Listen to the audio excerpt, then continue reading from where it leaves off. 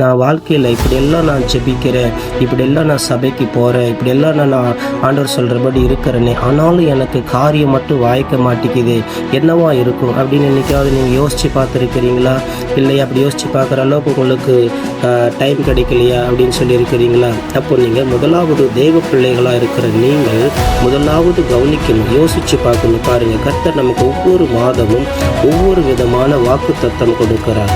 கடந்த 9 மாதங்களை நம்ம முடிச்சிருக்கிறோம். நம்ம 10வது மாதத்துக்குள்ள அடி எடுத்து வச்சிருக்கிறோம். இந்த 10வது மாதத்தில் இயேசு உங்களோடு கூட ஒரு நல்ல வாக்கு தத்தம் உங்களுக்காக கொடுத்திருக்கிறார். நான் ஒரு இந்து பேக்ரவுண்டை சேர்ந்தவன். என்னுடைய சாட்சி பெரிய சாட்சி இருக்கிறது. ஏன்னா நான் போன உடனே இயேசு ஏற்றுக்கிட்டேனா அப்படின்னு நீங்கள் யோசிக்கிறீங்களா? நான் போய் முதல்ல சில அற்புதங்களை பார்த்தேன். சபையில் சர்ச்சில் போய் ஒரு அற்புதத்தை பார்த்தேன். சர்ச்சில் ஒரு அற்புதங்கள் எல்லாம் பார்க்கும் பொழுது தான் கர்த்தர் உண்மையிலேயே இவ்வளோ அற்புதமாக கர்த்தர் வழி நடத்துவாரா, அப்போ இவர் தான் கடவுள் அப்படிங்கிறத நான் விசுவாசிக்க ஆரம்பித்தேன். பரிசுத்த ஆவியானவர் அன்னைக்கு என்னோடத்துல தெளிவாக பேசிக்கிட்ட காரியங்கள் என்னன்னா, அப்புறம் என்னுடைய வாழ்க்கையில் நான் எதிர்பார்க்காத காரியங்கள் எல்லாம் எனக்கு ஒவ்வொன்றா நடக்க ஆரம்பிச்சிச்சு.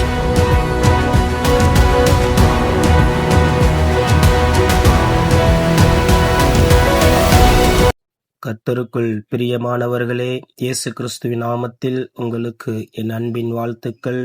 தேவ பிள்ளைகளே, எப்படி இருக்கிறீங்க? நல்லா இருக்கீங்களா?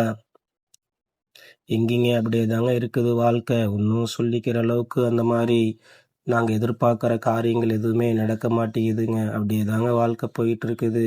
எவ்வளோ முயற்சி பண்ணி பார்க்குறோம். எத்தனை முயற்சி எடுத்தாலுமே அப்படியே தான் வாழ்க்கையில் இருக்குது. ஒன்றும் அந்தளவுக்கு பெரிய மாற்றங்கள் இல்லை அப்படின்னு சொல்லி வேதனையோடு இருக்கிறீங்களா? பயப்படாதீங்க. பாருங்க, நமக்கு கடந்த 9 மாதங்களை நம்ம முடிச்சிருக்கிறோம். நம்ம 10வது மாதத்துக்குள்ள அடி எடுத்து வச்சிருக்கிறோம். இந்த 10வது மாதத்தில் இயேசு உங்களோடு கூட ஒரு நல்ல வாக்கு தத்தம் உங்களுக்காக கொடுத்திருக்கிறார். முதலாவது நாம் செய்ய வேண்டிய காரியங்கள், பல காரியங்கள் இருக்கிறது. அதை நம்ம முறையாக கரெக்டாக கடைப்பிடிக்கணும். நம்ம முதல்ல யோசிச்சு பாருங்க. நீங்கள் வாழ்க்கையில் காரியம் நடக்கவே மாட்டேங்குது அப்படின்னு சொல்லி நீங்கள் புலம்புறீங்களே, காரியம் ஏன் நடக்க மாட்டேங்குது அப்படின்னு சொல்லி என்னைக்காவது உட்காந்து யோசிச்சு பார்த்துருக்குறீங்களா?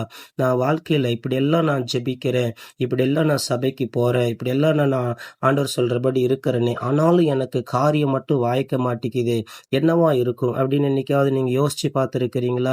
இல்லை அப்படி யோசிச்சு பார்க்குற அளவுக்கு உங்களுக்கு டைம் கிடைக்கலையா அப்படின்னு சொல்லி இருக்கிறீங்களா? அப்போ நீங்கள் முதலாவது தெய்வ பிள்ளைகளாக இருக்கிற நீங்கள் முதலாவது கவனிக்கணும், யோசிச்சு பார்க்கணும். பாருங்க, கர்த்தர் நமக்கு ஒவ்வொரு மாதமும் ஒவ்வொரு விதமான வாக்கு தத்தம் கொடுக்கிறார். இயேசு ஒவ்வொரு மாதமும் ஒரு வாக்கு தத்தம் கொடுக்கிறார். முதல்ல நீங்க கவனிக்க வேண்டிய காரியங்கள், நமக்கு வருடத்தில் ஒரு முறை இயேசு ஒரு வாக்கு தத்தம் கொடுக்கிறார். அந்த வருடத்தில் அதை அவர் நிறைவேற்றுவேன் என்று வாக்கு கொடுத்திருக்கிறார். அப்போ வருஷத்துல ஒரு முறை நமக்கு வாக்கு கொடுத்தவர் அதை நிறைவேற்றி தருவேன் அப்படின்னு தான் சொல்லி கொடுத்தாரு. அந்த வாக்கு தத்தம் நமக்கு நிறைவேறல. அப்ப என்ன தவறு, எங்க தவறு நடந்திருக்குது? வருஷமே முடிய போகுது, எனக்கு இன்னும் இந்த வருஷத்துல கொடுத்த வாக்கு தத்தம் மாத்திரம் நிறைவேறவே மாட்டேங்குது, என்னவா இருக்கும் அப்போ அப்படிங்கிறத நீங்க முதல்ல நிதானிக்கணும். நிதானிச்சு பார்த்து அதை முதல்ல நீங்க யோசிக்கணும். நான் இதன்படி வாழ்ந்திருக்கிறேன்னா, அந்த வாக்கு தத்தத்துல சொன்னபடி நான் ஜெபிச்சிருக்கிறேன்னா, அந்த வாக்கு தத்தத்துல சொல்லப்பட்டபடி என்னுடைய காரியங்களை நான் அமைச்சுக்கிட்டேன்னா, அந்த வாக்கு தத்தம் இதையெல்லாம் இப்படி செய்ய சொல்லி சொன்னாரே நம்ம கிட்ட, ஆனா நம்ம அதுல ஏதாவது செஞ்சோமா அப்படின்னு நீங்க யோசிக்கணும். யோசிச்சு பாருங்க, வருஷம் முடிய போகுது அப்படின்னு நம்ம நினைக்கிறோம். 10வது மாசத்துக்கு வந்துட்டோம். ஆனாலுமே இன்னுமே அந்த வாக்கு தத்தமானது மாத்திரமே அப்படியே இருக்குது. நமக்கு மாத்திரம் அது நிறைவேறவே இல்லை. அப்ப நீங்க யோசிச்சு பாருங்க, இந்த 9 மாதங்களுமே நீங்க எத்தனை முறை அந்த வாக்கு தத்தத்தை நீங்க வாசிச்சிருப்பீங்க? எத்தனை முறை அந்த வாக்கு தத்தத்தின்படி நீங்க உங்க வாழ்க்கையை அர்ப்பணிச்சிருக்கிறீங்க அப்படின்னு முதல்ல யோசிச்சு பாருங்க. அதன்படி நீங்க இன்னைக்கு அது வாழ்ந்திருக்கிறீங்களா? இல்லை. அப்போ முதல்ல நம்ம அதுக்கு கீழ்ப்படியணும். அப்பதான் வாக்கு தத்தம் நிறைவேறும். சரி, அப்ப மாதத்தில் ஒரு முறை வாக்கு கொடுக்கிறாரு. வாரம் உங்களுக்கு இயேசு கிறிஸ்து வாக்கு கொடுத்து சபையில ஊழியர்கள் மூலமாக ஆவியானவர் உங்களோடு கூட பேசி கொண்டிருக்கிறார். இவ்வளவெல்லாம் கர்த்தர் பேசுகிறாரே, காரியம் மாத்திரம்தான் நடக்க மாட்டேங்குது.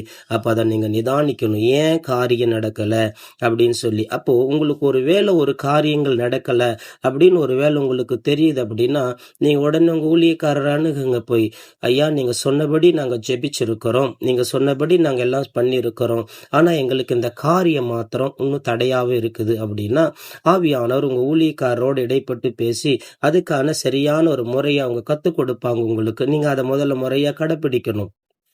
அப்படி நீங்க கடைப்பிடிச்சு, நீங்க உங்க வாழ்க்கைய அர்ப்பணிங்க. அப்பதான் கர்த்தர் உங்க வாழ்க்கையில ஒரு நல்ல மாற்றத்தை கொடுப்பார். அதாவது ஒவ்வொரு நாளும் கர்த்தர் ஆசீர்வதிக்கிறவராய் இருக்கிறார். ஒவ்வொரு நாளும் உங்களுக்கு வழிகளை போதிக்கிறவராய் இருக்கிறார்.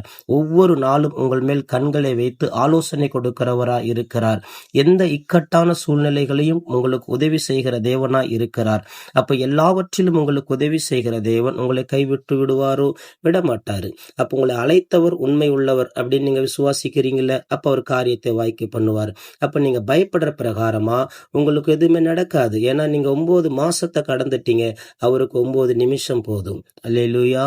அவருக்கு ஒரு 9 நிமிஷம் போதும் உங்களுடைய வாழ்க்கையில காரியத்தை வாய்க்க பண்ணுகிறதற்கு. அப்ப அவரால கூடாத காரியங்கள் எதுவுமே கிடையாது. எல்லாமே அவரால காரியம் கூடும். எல்லாமே இயேசுவாலே ஆகும். அப்ப நீங்க செய்ய வேண்டியது எல்லாமே ஆண்டவர் சொல்லுகிறபடி நீங்க செவி கொடுக்கணும். ஆண்டவர் சொல்றபடி உங்க வழிகளை கர்த்தருக்கு ஒப்பு கொடுக்கணும். அவர் மேல நீங்க நம்பிக்கையா இருக்கணும். அப்பதானே கர்த்தர் காரியத்தை வாய்க்க பண்ணுவார். இயேசு உங்க காரியத்தை நடத்தணும்னா நீங்க அவரை நம்பணும் இல்ல, அவர் மேல நீங்க விசுவாசம் வைக்கணும் இல்ல, அவர் சொல்றபடி நீங்க வேதத்தை வாசிக்கணும். அவர் சொல்றபடி நீங்க ஜெபிக்கணும். அவர் சொல்றபடி நீங்க தியானிக்கணும். அவர் சொல்றபடி எல்லாம் உங்களை நீங்க அமைச்சிக்கணும் முதல்ல. அப்படி நீங்க நீங்க உங்களை நீங்க முதல் ஒப்பு கொடுங்க ஆண்டவருக்கு. அப்படி ஒப்பு கொடுத்து நீங்க இயேசுக்கு பிரியமா இருந்து பாருங்க.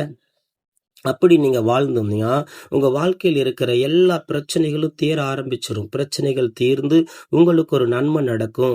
அப்ப உங்களுடைய காரியங்கள் வாய்க்கும். ஆவியானவர் உங்கள் வாழ்க்கையில நல்ல மாற்றத்தை உருவாக்கி தருவார். ஏன்னா இது தேவன் தான் பேசுகிறார்.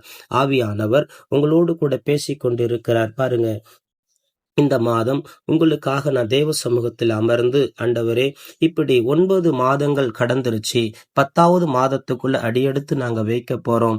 இந்த தேவ பிள்ளைகளா இருக்கிறவங்களுடைய பிள்ளைகளுக்கு இந்த 9 மாதத்துல என்ன காரியங்கள் நடந்துச்சு, என்ன காரியங்கள் நடக்கல, அவங்களுடைய மனநிலை எப்படி இருக்குது, என்ன சூழ்நிலையில் இருக்கிறாங்க, யாராருக்கு என்ன தேவையா இருக்குது என்பதாக எதுவுமே தெரியாது. ஆனாலும் நீங்க எல்லாத்தையும் அறிஞ்சவரா இருக்கிறதுனால நான் உங்ககிட்ட இப்படி சொல்லி கேட்கிற ஆண்டவரே, நீங்க உம்முடைய பிள்ளைகளுக்காக நீங்க என்ன வாக்குத்தத்தம் கொடுக்க போறீங்க அப்படின்னு சொல்லி தேவ சமூகத்தில் அமர்ந்து நான் ஜெபித்து கொண்டிருந்தேன். நான் அப்படி தேவ சமூகத்தில் அமர்ந்து ஜெபித்து கொண்டு இருக்கும் பொழுதுதான் ஆவியானவர் என்னோடு தெளிவாக ஒரு காரியத்தை எனக்கு விளக்கி காண்பித்தார். எனக்கு தெளிவாய் ஒரு காரியத்தை விளக்கி காண்பித்து, இந்த வாக்குத்தத்தம் இந்த மாதத்திலே நான் உனக்கு தருகிறேன் அப்படின்னு சொல்லி, அப்ப தேவன் எனக்கு ஒரு வாக்குத்தத்தம் கொடுத்திருக்கிறார். உங்களுக்காக கொடுத்திருக்கிறார். கொடுத்திருக்கிறார். அதை நீங்கள் விசுவாசிக்க வேண்டும். கர்த்தர் உங்களுக்காகத்தான் கொடுத்திருக்கிறார். ஏன்னா நான் ஜெபிச்சதெல்லாம் உங்களுக்காக. அப்ப இந்த வாக்குத்தத்தத்தை நீங்கள் விசுவாசிக்கணும். இந்த வாக்குத்தத்தம் உங்களுக்குரியது அப்படிங்கறத நீங்க நம்பணும்.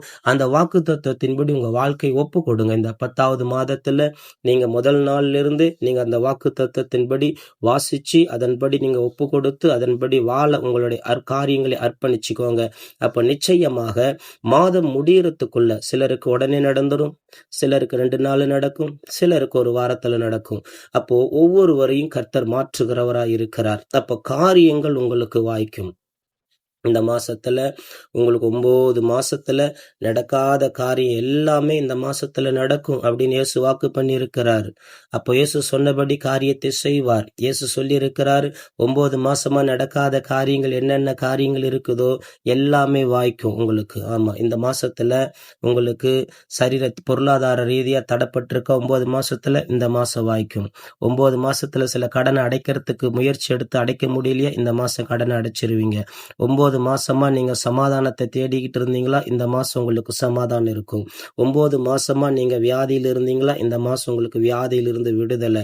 9 மாசமாகவே நீங்க ஒரு ஒற்றுமை இல்லாம இருந்திருக்கிறீங்களா குடும்பங்கள்ல, இந்த மாசத்துல கர்த்தர் உங்களுக்கு ஒற்றுமை தருவார். அப்ப இந்த மாசத்துல உங்களுக்கு தடைப்பட்ட காரியங்கள் எல்லாமே வாய்க்கும். விசுவாசிக்கிறீங்களா, நம்புறீங்களா? ஆமா, நீங்க அதன்படி நீங்க உங்களை ஒப்பு கொடுக்கணும். முதல்ல ஒப்பு கொடுத்து நீங்க அதன்படி வாழுங்க. கர்த்தர் சொன்னபடி உங்க வாழ்க்கையில் ஒரு நல்ல மாற்றத்தை கொண்டு வருவார். பாருங்க, நான் ஒரு இந்து பேக்ரவுண்டை சேர்ந்தவன். என்னுடைய சாட்சி பெரிய சாட்சி இருக்கிறது. நான் ஒரு இந்து பேக்ரவுண்டை சேர்ந்தவன். நான் ஒரு இந்து பேக்ரவுண்டை சேர்ந்தவனா இருந்தாலுமே நான் பாருங்க, ஒரு ஓலை குடிசையில தான் என்னுடைய வாழ்க்கை இருந்துச்சு. என்னுடைய ஒரு ஓலை குடிசையில நான் வாழ்ந்துகிட்டு இருந்தேன். அப்படி ஒரு ஓலை குடிசையில வாழ்ந்துகிட்டு இருந்த எனக்கு கர்த்தர் என்னை தேடி வந்தார். ஆவியானவர் என்னை தேடி வந்து என்னை தொட்டு அவர் தன்னுடைய சமூகத்தில் என்னை கூப்பிட்டார். அப்போ நான் ஒரு சமூகத்துக்கு போய் தேவன் இயேசு கிறிஸ்து தான் சரியான கடவுள் அப்படிங்கிறத நான் முறையா ஏத்துக்கிட்டேன். ஏன்னா நான் போன உடனே இயேசுவை ஏத்துக்கிட்டேனா அப்படின்னு நீங்க யோசிக்கிறீங்களா? நான் போய் முதல்ல சில அற்புதங்களை பார்த்தேன். சர்ச்சில் போய் ஒரு அற்புதத்தை பார்த்தேன். சர்ச்சில் ஒரு அற்புதங்கள் எல்லாம் பார்க்கும் பொழுதுதான் கர்த்தர் உண்மையிலேயே இவ்வளவு அற்புதமா கர்த்தர் வந்து வழி நடத்துவாரா, அப்போ இவருதான் கடவுள் அப்படிங்கிறத நான் விசுவாசிக்க ஆரம்பிச்சேன். நான் விசுவாசிக்க ஆரம்பிக்கும் போதுதான் முதல்ல நான் போய் ஏறக்குறைய ஒரு 1.5 மாதங்கள் இருக்கும் நான் சபைக்கு போய். அப்ப அந்த 1.5 மாசத்துக்குள்ளேயே ஆவியானவர் என்கிட்ட வந்து பேசின அந்த காரியத்தை நான் உணர்ந்து அதன்படி என்னுடைய வாழ்க்கையை நான் அர்ப்பணிச்சிருக்கிறேன். என் வாழ்க்கையை நான் அர்ப்பணிச்சேன். அப்ப பாருங்க, ஓலை குடிசையில வாழ்ந்துகிட்டு இருந்தேன் நானு. கொஞ்சம் கொஞ்சமா வீட்டை ஒழுங்குபடுத்த கர்த்தர் உதவி செஞ்சார். கொஞ்சம் கொஞ்சமா ஆண்டவர் உதவி செஞ்சாரு. நான் மண்ணு வீட்டுல படுத்து தூங்கிட்டு இருந்தவன் அதுக்கப்புறம் காரை போட உதவி செஞ்சாரு. அப்படிங்களா, அப்படி ஒவ்வொரு காரியத்திலேயே கர்த்தர் உயர்த்திக்கிட்டே வந்தாரு. கர்த்தர் அப்படியே உயர்த்திக்கிட்டே வந்து வாழ்க்கையில இயேசு கிறிஸ்து எவ்வளவு உண்மையானவர், அவர்தான் தேவன் அப்படிங்கிறத எனக்கு நிரூபிச்சு காமிச்சாரு. நான் வந்து ஒரு இந்து பேக்ரவுண்டா இருந்திருந்தாலுமே எங்க குடும்பம் பாத்தீங்கன்னாக்கா, எங்க குடும்பம் வந்து குறி சொல்ற குடும்பத்துல பிறந்தவனா. எங்களது வந்து பாரம்பரியமா எங்க குடும்பத்துல பெரியவர்கள், முன்னோர்கள் வந்து குறி சொல்லுவாங்க. அவங்க வந்து சாமி ஆடி குறியெல்லாம் சொல்லுவாங்க. குறி சொல்லி அந்த வெள்ளிக்கிழமான ஒரு கூட்ட மக்கள் வந்தாங்கன்னா அவங்களுக்கு குறி சொல்லி அனுப்புவாங்க.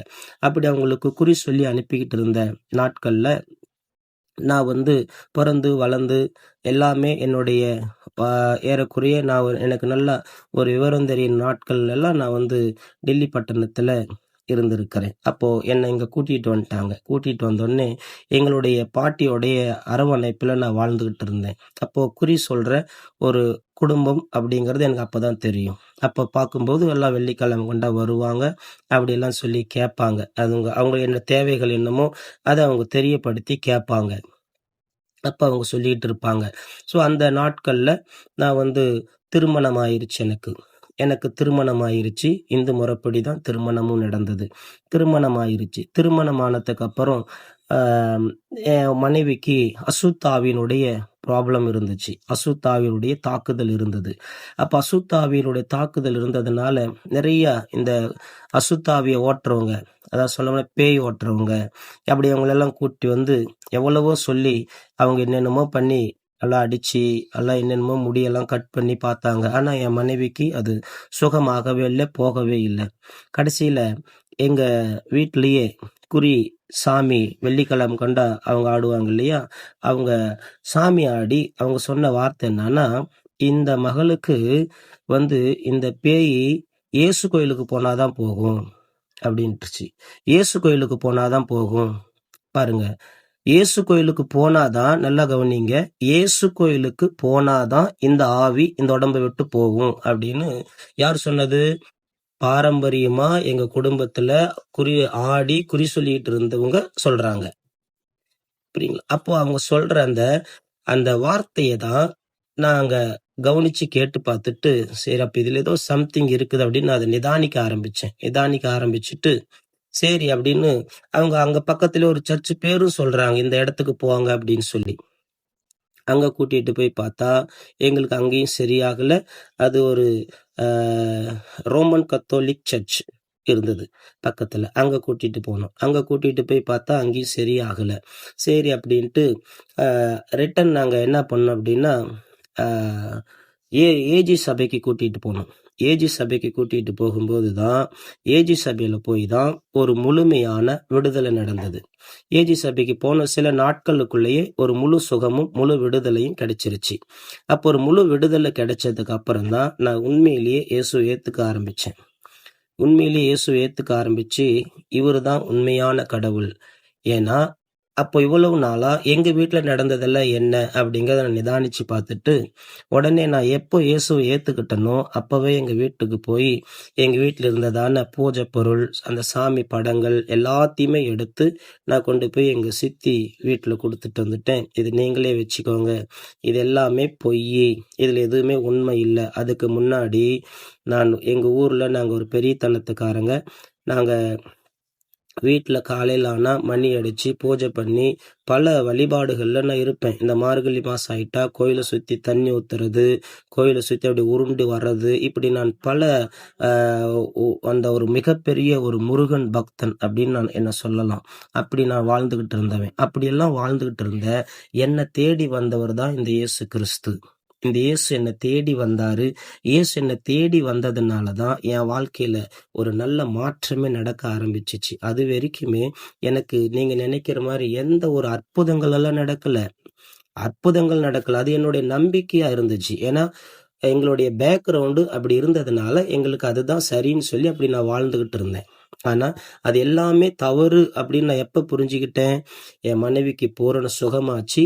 அதே நேரத்துல அதே ஏஜி சபையில என்னுடைய மாமியார் மரிக்கிற தருணம் 2 நாள், அதாவது 2 மணி நேரத்துல உயிர் போயிரும் அப்படின்னு சொல்லி சொன்னாங்க. அவங்க சொன்ன அந்த நிமிஷத்துல சபைக்கு ஊழியக்காரங்க வந்து பொறுப்பெடுத்து கூட்டிட்டு போறாங்க சர்ச்சுக்கு. கூட்டிட்டு வாங்க சர்ச்சுக்கு அப்படின்னு சொல்லி சர்ச்சில் கூட்டி போய் படுக்க வச்சு ப்ரேயர் பண்றாங்க. நல்லா அவங்க பாரத்தோட ப்ரேயர் பண்றாங்க. நல்லா ஜெபம் பண்ணி அவங்க பண்ணிட்டு போயிட்டாங்க. சுகம் ஆகல. பண்ணிட்டு அவங்க ஏறக்குறைய ஒரு 12 மணி பக்கமா நைட்ல இரவு நேரத்துல பண்ணி முடிச்சிட்டு அவங்க போயிட்டாங்க. ஆனா சுகம் நடக்கல. சரி, என்ன பண்ணலாம் அப்படின்னு சொல்லி யோசிச்சுக்கிட்டு இருக்கும்போது தான் எங்களுக்கு காலையில எங்களுக்கெல்லாம் அப்போ ப்ரேயர் தெரியாது. அப்படியே எங்களுக்கு தெரிஞ்ச மாதிரி நாங்க இருந்தோம். அப்புறம் காலையில எந்திரிச்சு பார்க்கும்போது ஒரு அற்புத சுகம் நடந்திருக்கு. ஒரு மிராக்கல் அப்படின்னு சொல்லலாம் அதை நீங்க. சரிங்களா? யாராலையும் செய்ய முடியாத ஒரு மிராக்கல் அப்படின்னு தான் நான் சொல்லுவேன். ஏன்னா அவங்களுக்கு அப்படி உடலெல்லாம் வீங்கி போய் கிடந்துச்சு. 2 மணி நேரத்துல இறந்துருவாங்க அப்படிங்கிறது டாக்டரோட ரிப்போர்ட்டு. புரியுதுங்களா? ஆனா அந்த ரிப்போர்ட்டை மாத்தி அமைச்சவர் ஆவியானவர் இயேசு கிறிஸ்து அதை மாத்தி இருக்கிறார். அப்போ இந்த இயேசுவால எவ்வளவு ஒரு அற்புதம் செய்ய முடியுது. மரித்து போன ஒரு மனுஷனுக்கு ஒரு அற்புதம் நடக்குது. அப்போ இந்த காரியத்தை நான் அந்த சபையில பார்த்து முடிச்சதுக்கு அப்புறம் நான் அந்த சபையில அப்ப அந்த நேரத்துல யாரும் இல்லை. நான் சர்ச்சுக்குள்ள உட்கார்ந்து இருக்கிறேன். எனக்கு சர்ச்சில் ஒரு மூலையில மாத்திரம் என்னுடைய வலது சைடுல ஒரு மூலையில எனக்கு ஒரு சத்தம் கேக்குது. என்னை பார்த்து ஒரு சத்தம் எப்படி வந்துச்சுன்னு சொல்லி கேட்டீங்கன்னா, மகனே அப்படிங்கிற ஒரு சத்தம். அப்படியே சும்மா அழகா, அப்படி ஒரு அழகான வாய்ஸ நான் கேட்கிறேன். அப்படி கேட்டோடனே அவர் என்னை நோக்கி சொன்ன வார்த்தை என்னன்னா, நீ பக்தியில நீ அங்கேயும் இங்கேயும் ஓடிக்கிட்டு இருக்கிறியே, எது சரி அப்படின்னு நீ யோசி அப்படிங்கிறார். இவ்வளவுதான் சொல்றாரு. எது சரி அப்படின்னு நீ யோசி. இவ்வளவு மட்டும் சொல்லிட்டு பாருங்க, அந்த சத்தம் அப்படியே மறையுது. அப்போ அதை நான் நிதானிக்க ஆரம்பிக்கிறேன். சர்ச்சில் ஒரு சத்தம் இப்படி எனக்கு கேட்குதுன்னா இது எதுவா இருக்கும்? நான் அவங்க ஊழியக்காரங்கிட்ட யாருக்கிட்டையும் சொல்லல. எல்லாம் எனக்குள்ளேயே நான் வச்சுக்கிட்டேன் என்னவா இருக்கும். எனக்குள்ளேயே வச்சுக்கிட்டு நானும் அதை கண்டுபிடிக்கிறேன். நானே அதை ஆராய்ச்சி பண்றேன். நானே அதை கண்டுபிடிச்சு ஆராய்ச்சி பண்றேன். இது எப்படியா இருக்கும், என்னவா இருக்கும் அப்படின்னு சொல்லி எல்லாம் கண்டுபிடிச்சு பார்த்து, அப்போ எது சரி அப்படின்னு யோசிக்க சொன்னதுல நான் நிதானிக்க ஆரம்பிச்சேன். அப்போ ஆவியானுடைய அந்த வழி நடத்துதல், ஆவியானுடைய ஆலோசனை, அதாவது உன்மேல் கண்ணை வைத்து நான் உனக்கு ஆலோசனை கொடுப்பேன். அந்த ஆலோசனை அப்பவே எனக்கு ஆண்டவர் தான் கொடுத்திருக்கிறார் அப்படிங்கறத நான் இன்னைக்கு உங்க மத்தியில சொல்றேன். ஏனென்றால் பரிசுத்த ஆவியானவர் அன்னைக்கு என்னிடத்துல வந்து தெளிவா பேசிக்கிட்ட காரியங்கள் என்னன்னா, எல்லாமே கடவுள் கடவுள் சொல்லி என்னுடைய வாலிப நாட்கள் அவ்வளவு பக்தியா நான் ஓடிக்கிட்டு இருந்தனே. அவ்வளவு கோயிலா போய் ரொம்ப பக்தியா இருந்த நான். அப்படி பக்தியா இருந்த நானு திடீர்னு என்கிட்ட வந்து சர்ச்சில் இப்படி ஒரு சத்தம் கேட்ட உடனே எனக்கு சில கேள்விகள் எனக்குள்ள எழும்ப ஆரம்பிச்சிருச்சு. உண்மைதானே இது? இப்போ எங்களுடைய மாமியாவை நாங்க எங்க ஊருக்கு ஒரு கோயில் இருக்கு இல்லையா? ஊருக்கு பாதுகாக்கிறதுக்காக ஊருக்கு நடுமத்துல ஒரு கோயில் இருக்கு. அந்த கோயில்ல போய் கதவு திறங்க, பூசாரியை போய் கூப்பிட்டா வருவாரா? வரமாட்டாரு. கோயில் திறப்பாங்களா? திறக்க மாட்டாங்க. சோ தவறு. அது ஒண்ணு எடுத்துக்கிட்டேன். அப்புறம் நான் யோசிச்சு பார்த்தேன். எங்களுக்குன்னு சொல்லி, அதாவது எங்களுடைய இதுக்குன்னு சொல்லி பெருமாள் அப்படின்னு சொல்லி ஒரு கோயில் இருக்குது இல்ல, தலைமுறையா இந்த தலைமுறை இந்த சாமி அப்படின்னு சொல்லி. அப்போ அங்க போனாக்கா அவங்களும் இதுக்கு ஒரு காரம் பொறுப்பெடுப்பாங்களா அப்படின்னு சொல்லி பார்த்தா அங்கேயும் வந்து எடுக்க மாட்டாங்க அப்படின்னு வந்துருச்சு. சரி, இப்போ நல்ல பிரபலமாக்கப்பட்ட கோயிலுங்க இருக்குது. பிரபலமாக்கப்பட்ட பெரிய பெரிய கோயில்கள் எல்லாம் இருக்குதுல்ல. அங்க கொண்டு போய் அங்க பூசாரி கிட்ட போய் இந்த மாதிரி எல்லாம் இருக்குதுங்க, டாக்டருங்க சொல்லிட்டாங்க, எப்படியோ ஒண்ணு நீங்க தான் சாமி கிட்ட வேண்டி காப்பாத்தணும் அப்படின்னா அவங்க பொறுப்பெடுத்து செய்வாங்களா அப்படின்னு சொல்லி பார்க்கும்போது அங்கேயும் முடியாது அப்படிங்கிற ஒரு பதில். அப்போ நான் தெளிவா கண்டுபிடிச்சேன். இத்தனை வருஷமா நம்ம தலைமுறையா வழிபட்டுக்கிட்டு வந்ததான நம்மளுடைய கடவுள்கள் அப்படின்னு சொல்லி நம்ம நம்பிக்கிட்டு இருந்தோமே, இப்ப இங்கெல்லாம் இது எதுவுமே நடக்க வாய்ப்பே இல்லையே அப்படின்னா இது என்னது? அப்ப இதை நான் யோசிக்கணும் இல்ல அப்படின்னு சொல்லிட்டு அது நான் அது எனக்கு தவறுன்னு பட்டதுனால நான் உடனே அந்த காரியத்தை விட்டு அப்ப சரி எது அப்படின்னு கவனிக்கும் போது இயேசுநாதர் சரி அப்படின்னு நான் தெளிவா யோசிச்சு தெளிவான ஒரு முடிவெடுத்தேன்.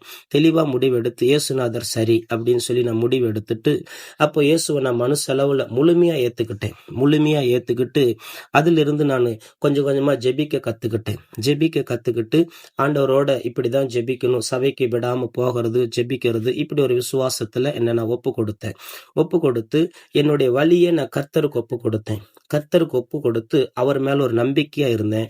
அப்புறம் என்னுடைய வாழ்க்கையில நான் எதிர்பார்க்காத காரியங்கள் எல்லாம் எனக்கு ஒவ்வொன்னா நடக்க ஆரம்பிச்சிச்சு. அதாவது என் வாழ்க்கையில இப்படியெல்லாம் இருக்குமான்னு நான் நினைச்சது கூட இல்லை. அப்படி ஒவ்வொரு காரியமா எனக்கு நன்மை நடக்க ஆரம்பிச்சது. அப்படி ஒவ்வொரு நன்மைகளை நான் ருசிக்க ஆரம்பிச்சேன். கர்த்தர் சமூகத்துல போய் ஒவ்வொரு நன்மைகளையும் நான் ருசிக்க ஆரம்பிச்சேன். சர்ச்சுக்கு போனா ஒரு மனசுக்கு நிறைவா இருக்கும். ஒரு நல்ல பிரசங்கம், ஒரு நல்ல வர்ஷிப்பு, அதே நேரத்துல அங்க நல்ல அந்நிய பாஷையில ஜெபம் பண்ணுவாங்க. அந்நிய பாஷையில அங்க பாஸ்டர் ஜெபிக்கும் போது எனக்கு ஒரே மனசுக்குள்ள ஒரே தாகம். எனக்கு அப்படியே இன்னும் அவர் என்னென்னமோ சொல்றாரு, நமக்கு அது நாமளும் அப்படி சொல்லணுமே அப்படிங்கிற ஒரு எண்ணம் எனக்கு. அந்த ஒரு தாகமா இருந்தேன்.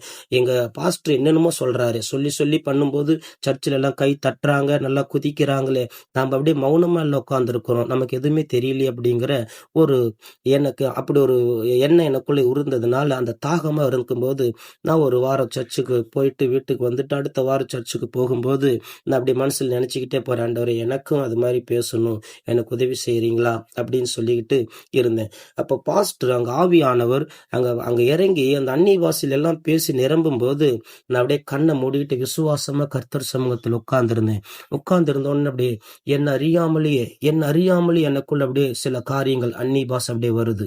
என்ன அறியாமலேயே என் வாய் தானா திறக்கப்பட்டுச்சு. என்ன அறியாமலேயே நான் ஒரு சில வார்த்தைகளை பேச ஆரம்பிச்சு அப்படியே அந்நிய பாஷையில நிரம்பி அப்படியே ஜெபிக்க ஆரம்பிச்சேன். அதிலிருந்து எனக்கு ஜெபங்கிறது நல்லா வர ஆரம்பிச்சிச்சு. மணிக்கணக்கில் ஜெபம் பண்ண ஆரம்பிச்சேன். அதுக்கப்புறம் நான் நல்லா ஜெபம் பண்ணி கர்த்தர் சமூகத்துல நல்ல ஒரு வழி ஒப்பு கொடுத்து இதெல்லாம் எனக்கு ரொம்ப ஆச்சரியம். என்ன சொல்றதுன்னா இப்படி ஒரு காரியத்தை நான் பார்த்ததே இல்லை. அப்படியெல்லாம் இயேசு கிறிஸ்து என்னை தேடி வந்து என்னை கூப்பிட்டதுல நான் போய் என்னையும் நான் முழுசா ஒப்பு கொடுத்ததிலிருந்து இயேசு என் வாழ்க்கையில பல மாற்றங்களை கொடுக்க ஆரம்பிச்சு பல ரூபத்தில் என்னை வழி நடத்திக்கிட்டு வந்தாரு. இப்ப இயேசு மெய்யான தேவன் அப்படிங்கிறதுக்கு நான் உங்க மத்தியில சாட்சியா இருக்கிறேன். என்னுடைய சாட்சி ரொம்ப பெருசு இருக்குது. இதை நான் என்னுடைய வாழ்வில் கர்த்தர் செய்த ஒரு சின்ன ஒரு காரியத்தை மட்டும் தான் நான் உங்களுக்கு சொல்லி பதிவு பண்ணி இருக்கிறேன். என்னுடைய சாட்சி ரொம்ப பெருசு. நான் கர்த்தர் கொடுக்க ஒவ்வொரு சாட்சிகளும் உங்கள் மத்தியில நான் பகிர்ந்து கொள்ளுவேன். தேவ பிள்ளைகளே, கர்த்தர் என்னை இந்த ஊழியத்துக்கு அழைச்சி புரியுங்களா, இந்த ஊழியத்துக்கு எனக்கு தரிசனம் கொடுத்து எனக்கு பல வரங்களை கொடுத்து கர்த்தர் அழைச்சிருக்கிறார். நான் வரங்களை பெற்று இந்த ஊழியத்துக்கு முழுமையாக நான் பிரதிஷ்டை எல்லாம் எடுத்துக்கொண்டு கர்த்தர் சொன்ன முறைப்படி இந்த ஊழியத்தை நான் இதுவரைக்கும் செய்து கொண்டிருக்கிறேன். சேனலை கர்த்தர் சொல்லி நாங்க ஆரம்பிச்சிருக்கிறோம். எல்லாமே இந்த இதுல நான் ஆரம்பிக்கிற அன்னைக்கு பதிவு பண்ணி இருக்கிறேன். தொடர்ந்து உங்க மத்தியில அநேக காரியங்களை நான் கொண்டு வருவேன். சரி, என்ன பாஸ்டர் எல்லாத்தையும் ஊழியக்காரர் எல்லாத்தையும் சொல்லிட்டு இருக்கிறாரு, நமக்கு என்ன இந்த மாச வாக்கு தத்துவம் அப்படின்னு எதிர்பார்க்கறீங்களா?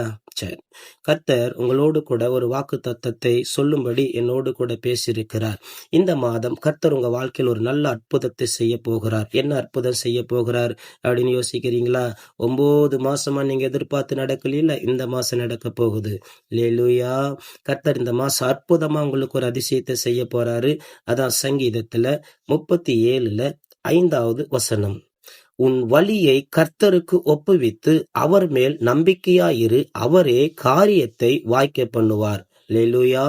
கர்த்தர் உங்க வாழ்க்கையில காரியத்தை வாய்க்க பண்ணுவேன் அப்படின்னு வாக்கு பண்ணி இருக்கிறார். அப்ப உங்க வலியை ஒப்பு கொடுங்க. அதுக்கு தான் நான் என்னுடைய சின்ன சாட்சி உங்களுக்கு நான் சொன்னேன். என் வலியை நான் ஒப்பு கொடுத்தேன். கர்த்தர் பாருங்க என் வாழ்க்கையில ஒரு நல்ல மாற்றத்தை கொடுத்து என்னை இன்னைக்கு ஒரு ஊழியக்காரனா உங்கள் மத்தியில பேச வச்சுக்கிட்டு இருக்கிறாரு. அதே போல உங்க வலியை கர்த்தருக்கு ஒப்புவித்து அவர் மேல் நம்பிக்கையா இருங்க. 9 மாசமே என்னெல்லாம் நடக்கல, இதெல்லாம் 10வது மாசத்துல நடக்கும். ஒருவேளை 10வது மாசத்துல நடக்கல அப்படின்னு நீங்க யோசிச்சீங்கன்னா பயப்படாதீங்க. வருஷம் முடியறதுக்குள்ள கர்த்தர் நிறைவேற்றுறான. கர்த்தர் சொன்னதை செய்கிற தேவன். அவர் என்ன சொல்லுகிறாரோ அந்த காரியம் நிச்சயமாக நிறைவேறியே தீரும். அதனால நீங்க எதுக்கு குறிச்சு பயப்படக்கூடாது. விசுவாசம் வைங்க.